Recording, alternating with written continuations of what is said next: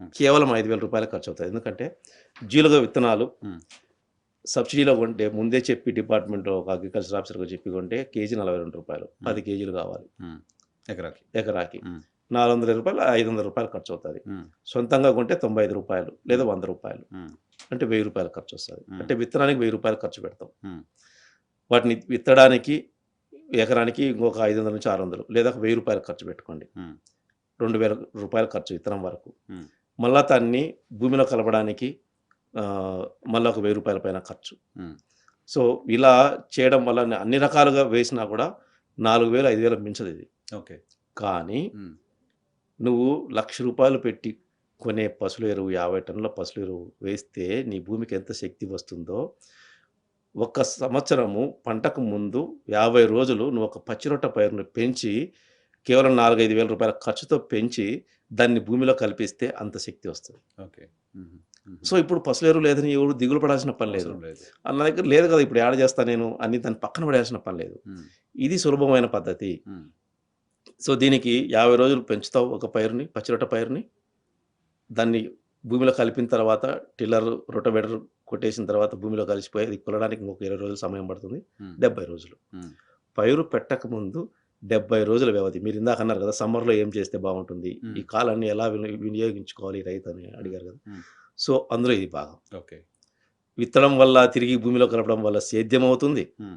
పంట మార్చినట్లు అవుతుంది హ్మ్. పచ్చిరొట్ట పైరు వేయడం వల్ల. హ్మ్. మళ్ళీ నువ్వు గత సంవత్సరం ఏం పంట వేసుకున్నావో ఆ పంట మళ్ళీ వేసుకోవచ్చు. హ్మ్. ఎందుకంటే మధ్యలో నువ్వు పచ్చిరొట్ట పైరు పెంచావు కాబట్టి ఓకే. పంట మార్పిడి జరిగినట్లు అవుతుంది ఆల్రెడీ. ఓకే. ఓకే. సో, ఈ పచ్చిరొట్ట పైరు భూమిలో కలపడం వల్ల హ్మ్. ఒకసారి నువ్వు 50 రోజులు పైరు పెంచి 4, 5 వేల ఖర్చుతో పెంచిన దాన్ని భూమిలో కలపడం వల్ల హ్మ్. రూ. 1,00,000 పెట్టి కొనే 50 టన్నుల పశువుల ఎరువు వేస్తే ఎంత కర్బనం పెరుగుతుందో అంత భూమిలో కర్బనం పెరుగుతుంది. ఓహో! ఓకే. అతి తక్కువ ఖర్చుతో. ఓకే. సో, ఇప్పుడు పశువుల ఎరువు కంటే తక్కువ ఖర్చుతో కర్బనం ఎక్కువ పెంచుతున్నాం. హ్మ్. హ్మ్. హ్మ్. హ్మ్. ఇది చేయమని చెప్తా నేను. ఓకే. ఓకే. ఇలా చేసినప్పుడే 30 సంవత్సరాలు నువ్వు నాశనం చేసుకుంటూ వచ్చిన నీ భూమి హ్మ్. తిరిగి 3 సంవత్సరాల్లో హ్మ్. తక్కువ ఖర్చుతో బతుకుతావు. ఓకే.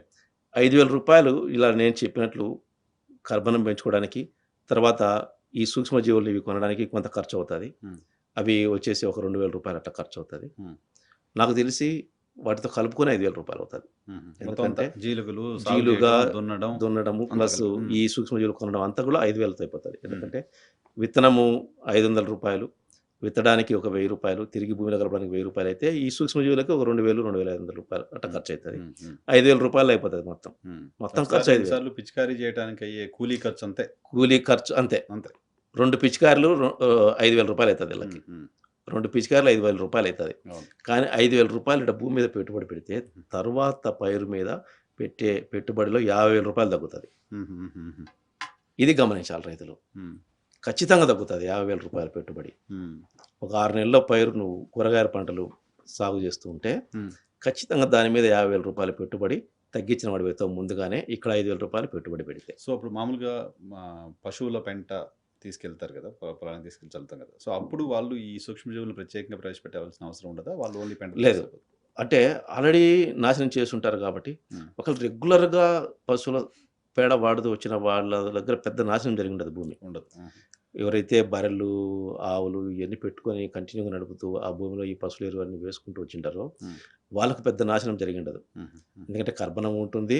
వాళ్ళు కర్బనం ఎప్పటినుంచో కంటిన్యూ చేస్తుంటే. హ్మ్. మధ్యలో వదిలేసింటే కాదు మళ్ళీ. హుహుహుహుహు. మధ్యలో వదిలేసి స్టార్ట్ చేసినారంటే సూక్ష్మజీవులు కూడా ప్రవేశపెట్టాల్సిందే. ఓకే. ఓన్లీ కర్బనం పెంచితే సరిపోదు. ఓకే.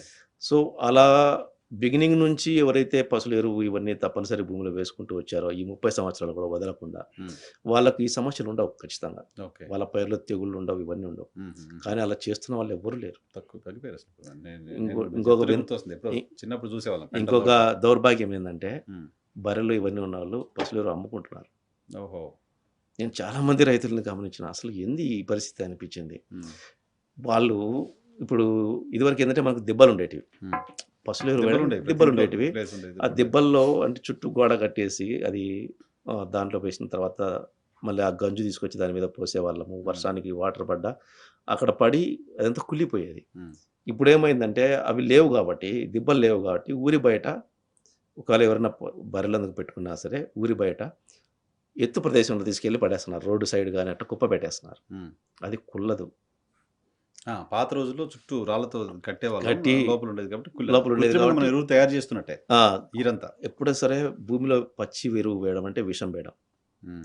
పచ్చి ఎరువు భూమిలో వేస్తే, హ్మ్. పచ్చి పేడ భూమిలో ఏస్తే దాని చుట్టూ అనేక రకాల సూక్ష్మజీవులనొచ్చి చేరతాయి. ఓహో! అనేక రకాల పురుగులు, పేడ పురుగులని ఇవన్నీ ఉంటాయి కదా! హ్మ్. సో, అవన్నీ వచ్చి చేరతాయి దాంట్లో. హ్మ్. ఎప్పుడైనా సరే పూర్తిగా కుళ్ళినటువంటి, పూర్తిగా మగ్గిన ఎరువును మాత్రమే భూమిలో వేయాలి. హుహు. ఇప్పుడున్న రైతులకి చాలామందికి మగ్గిన ఎరువుకి, ఎండిన ఎరువుకి తేడా తెలీదు.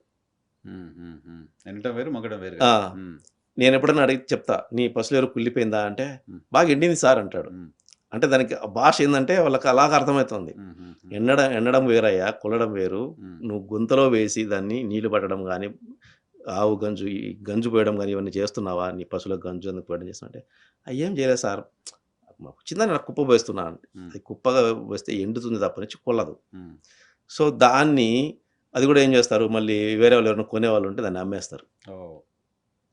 అమ్మేస్తుంటారు. హ్మ్. రైతులు కూడా అమ్మేస్తున్నారు మళ్ళీ హ్మ్. వేరే వాడికి ఎవరికన్నా. అది హ్మ్. వేసుకొని చేసుకునే వాళ్ళు ఎవరైనా ఉంటారు కదా! హ్మ్. ఈ శ్రమ ఎవరన్నా ఎరువు ఎవరు తోలుతారులే ఇప్పుడు ఎద్దుల బండ్లేమున్నాయి ఏం అయన్నీ ఎవడు చేస్తారులే. కొంత డబ్బొస్తది కదా!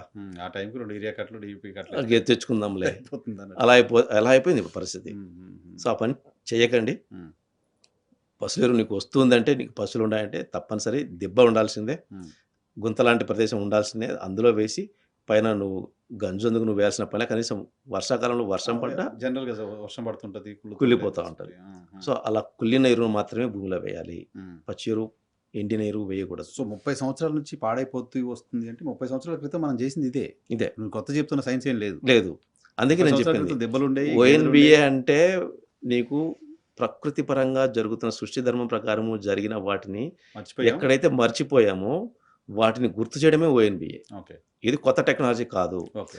మర్చిపోయిన విషయాలు గుర్తు చేయడమే ఓఎన్‌బీఏ. సో, హుహుహుహుహు. వాటిని తిరిగి మనము ప్రతిదాన్ని తెలుసుకొని హ్మ్. దేన్ని వదిలేసాము? హ్మ్. అది వదిలేయడం వల్ల ఏం జరిగింది? హ్మ్. మళ్ళీ దాన్ని నష్టం ఏం జరిగింది? హ్మ్. తిరిగి దాన్ని మళ్ళీ ప్రవేశపెట్టడము, హ్మ్. దాన్నే కంటిన్యూగా అవలంబిస్తూ పోవడమే హ్మ్. చేయాల్సింది. హుహుహుహు. ప్రకృతికి అనుసంధానించి వ్యవసాయం చేయడం. ఓకే. ఓఎన్‌బీఏ అంటే. ఓకే. సో, వేరే ఏం భూమికి, కాదు. నేల తల్లికి మనమే అనారోగ్యాన్ని కలిగించాం. తిరిగి సో, మనమే పాత పద్ధతిలో మళ్ళీ మనమే దానికి ఆరోగ్యాన్ని ఆరోగ్యాన్ని ఇవ్వచ్చు. కలిగించాలి. ఇవ్వచ్చు అనేది గుర్తు చేయడమే. గుర్తు చేయడం. దీనికి కొత్త టెక్నాలజీ లేదు ఖచ్చితంగా. ఓకే. ఓకే. భూమికి ఆరోగ్యాన్ని కలిగించేదానికి హ్మ్. టెక్నాలజీ కొత్తగా ఏదీ లేదు. హుహుహు. సో, మనం ఎరువులు కొత్త టెక్నాలజీ రావచ్చు, ఇంకోటి రావచ్చు కానీ, భూమి ఆరోగ్యాన్ని కాపాడుకోవడానికి టెక్నాలజీ అంటూ ఏం లేదు. ఓకే. సో, ఇది తప్పనిసరి కర్బనాన్ని పెంచే మార్గం ఇదే. పచ్చిరొట్ట పైరు తక్కువ ఖర్చుతో. హ్మ్. కర్బనం పెంచే మార్గం ఇదే. తర్వాత సూక్ష్మజీవుల్ని ప్రవేశపెట్టే మార్గం ఇదే. ఇంకా సూక్ష్మజీవుల్ని ఎలా ప్రవేశపెట్టాలి, దాన్ని ఎలా డెవలప్ చేసుకొని వేస్తే భూమిలో ఉంటుందని ఇంకొక ఎపిసోడ్‌లో మనం చెప్పుకుందాం. కానీ సూక్ష్మజీవుల్ని ప్రాసెస్. ప్రవేశపెట్టడం అనేది ఒక ప్రక్రియ. ఓకే. ఓకే. రివైవ్ చేయడం. హ్మ్. తిరిగి దానికి జీవాన్ని నింపడం. హ్మ్. భూమిలో జీవాన్ని నింపడం. హుహు. 30 సంవత్సరాలు నాశనం చేశావు. తిరిగి నువ్వు 30 సంవత్సరాలు ఎదురు చూడాల్సిన పని లేదు.